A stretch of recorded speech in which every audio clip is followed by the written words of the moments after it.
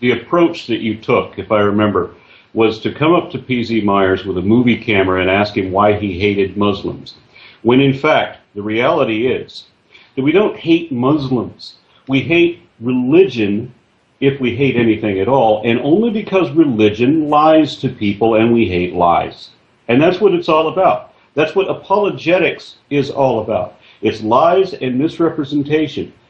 We don't stomach that. We don't want opinions where you can disagree or you can agree. No. We want cold, hard facts where I have to be compelled to believe in it whether I want to or not. And that's what I have to present to you. When you talk about how could people have understood these things way back when we already know, as P.Z. Myers pointed out to you, and he was later vindicated, I'm sure, that the Quran borrowed from Aristotle and from Galen, and then you brought up, as soon as you realized that P.Z. Myers was an embryologist and understood what he talked about, you immediately wanted to change it to geology. Well, I was a geology major. Okay, so let's go to geology. You said that isostasis was in the Quran. How could they know that mountains have roots in them and that their purpose is to stop earthquakes, when in fact the Quran describes the world as being spread out by a map, and mountains are dropped on top of it like carpet pegs, or more appropriately, like paperweights, when the reality is that isostasis means that mountains float in the lithosphere much the same way that icebergs float in the ocean, and the world does move underneath them. Tectonic plates move underneath the mountains, and they move the mountains. And so that analogy was completely wrong. So then you were asked, why is it that Muhammad was wrong, while you were asking, how could he have known these great truths? He didn't know any great truths. The book was wrong. The interpretation was wrong. The assumption was wrong. Okay, to respond to that, essentially the first thing about the copying of Aristotle, there is absolutely no convincing historical evidence that the Prophet Muhammad, peace and blessing upon him, actually copied from Aristotle. I actually went to the library and I read... Would you like me to read the evidence that does? I actually read Aristotle. I went the next day with my friend and we went to the library and we went to the... just a second, Hamza. Aaron is claiming that he has evidence, so let's hear what he's got to say. Okay, go for it, yeah. I've got a reference in here. It'll take me just a moment to find it. Okay, and can I thank the rationalist for his patience? We will come to you as soon as... Okay. And King Score, I probably should just refer you to the video. The last caller that was just on did a video where he shows this particular passage and a number of others from Galen, and also refers to the scholars that were trained in Hellenic science in Persia, who were then assigned to Muhammad either by the Shah or I forget where the other one came. Oh yeah, it was the local physician who was trained himself in Persia and then had Muhammad refer people to him. So he was obviously very familiar with people that were versed in Hellenic science. And Aristotle was writing this in 350 BC. That was 1,000 years before the Quran. So how could you not say, since they say identical things, that one did not borrow from the other? One was well known for a millennia before the other was wrote down. The Quran came second. The Quran adopted knowledge already widely held throughout the civilized world. It's not that the Quran is inimitable, it is that the Quran is an imitation. No, first and foremost, Aristotle, what did he say about how babies are formed? He said it was the semen mixed with the menstrual blood. Yes?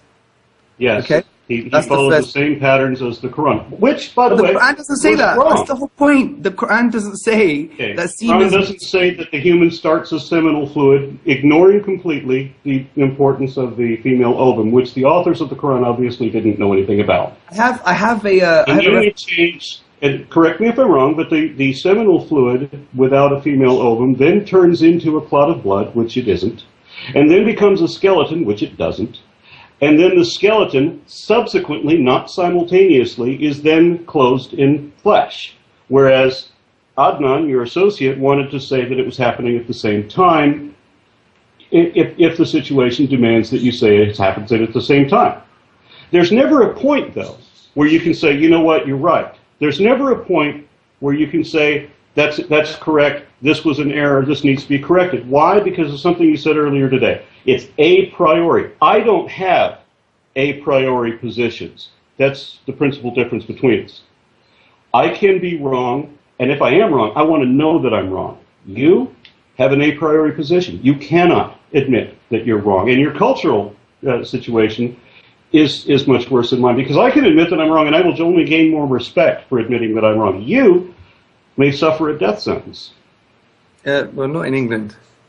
Oh, not in England. But somewhere else you might do. Well, unless you go where the EDL live. Anyway. Yeah, I looked up the bone over which he and Klingshore were chewing. I have to say that your interpretation and translation don't seem to hold a lot of water from my perspective. There's two nouns in... As a matter of interest, Almighty, can you just say exactly what you're referring to? Okay, well, in verses 5 through 7 of the surah that they mentioned, and I apologize, my Arabic is terrible. It says, Khulika, he is created, referring to the man, min, from, ma'in, water, dafikin, ejected. That now, the position and the conjugation suggests that dafikin is referring to the water, not to the man. Then it goes, yakhruju, coming forth, again referring to the water, min, from, baini, between, usulbi, the backbone, wal taraibi. That was just dreadful. Sorry, I apologize to every Arabic person in the world. The backbone and the ribs. Now you see the conjugation and the sentence position seems to imply that the ejected verb and the coming forth adverb are referring to the water, not to the man. And also, it needs to be pointed out that, you know, between the two interpretations, there's other external evidence that we can look at to see which is more likely. Now, in the case of the Greek, the early Greek medical minds, there's nearly an identical claim from them, so there's some similarity. But if you're going to say that the coming forth between the backbone and the ribs refers to the man as in the baby, well, the uterus of a pregnant woman isn't located between her backbone and ribs. It's below her ribs. So that can be confirmed with the naked eye. So I don't think that it's very consistent with the coming forth between the backbone and the ribs referring to the fetus at all. Can I answer that? Absolutely. First and foremost, grammatically, you could have both interpretations. It's not an issue. So, I mean... Let me ask a question. Aaron, one second, Aaron. So you can have two interpretations of which particular word? Of the pronoun here, either referring to the liquid or referring to the man himself. Right, and which two interpretations are you advancing? I'm sorry, can I... I'm advancing Razi's interpretation, which was the classical exegete, and his interpretation was that actually the baby coming from that area.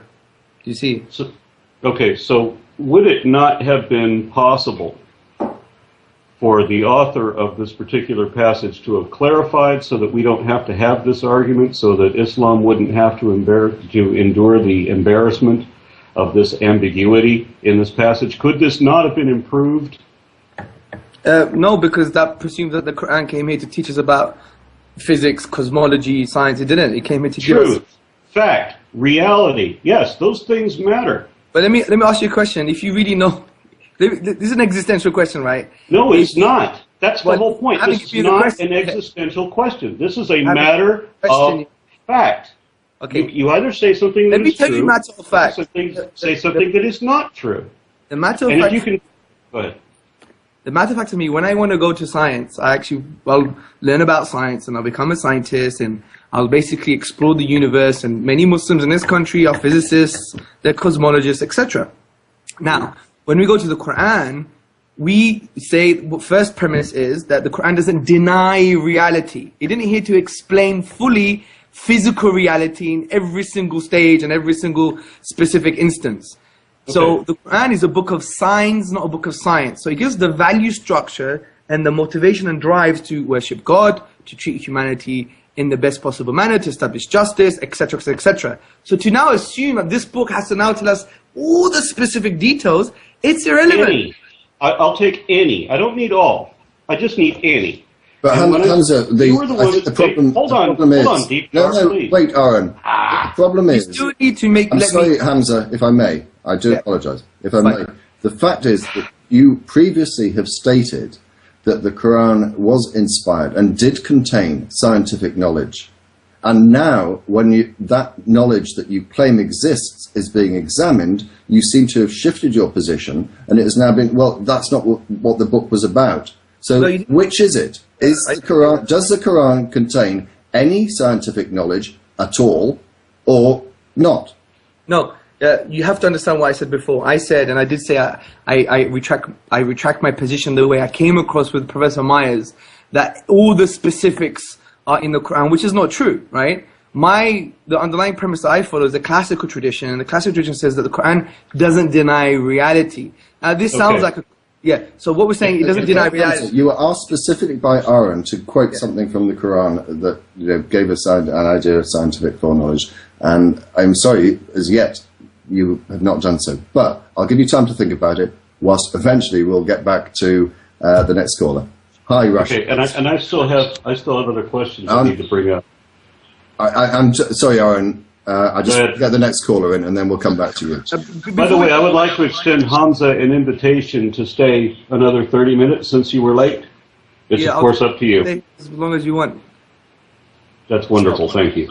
I just want to make a point, though. I think it's wise, and hopefully we could establish some form of relationship for the future, that we do one question and then stick to that, exhaust that. Because there's 100 questions that I want to respond to, and we just don't have time. I want to go into, for example, why we believe the Quran is a miracle from a linguistic and literary perspective. I want to go into hermeneutics. I want to discuss these things at length with you guys. But there's been so many questions, to actually articulate them in the time available is not possible. So I think we have an epistemic duty. If we want to know the answer to these questions fully, then we should maybe have like 1-2 questions and then exhaust those and continue. Maybe for the future. Just to summarize. The format may be somewhat not to your liking, but Aaron, back to you.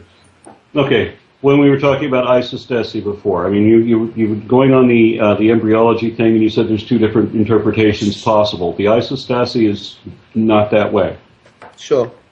Right. So the interpretation given for how they could have come up with this conclusion that you subsequently derived and certainly could not have read in prior to the discovery of plate tectonics, you accept now that your arguments for isostasi were incorrect.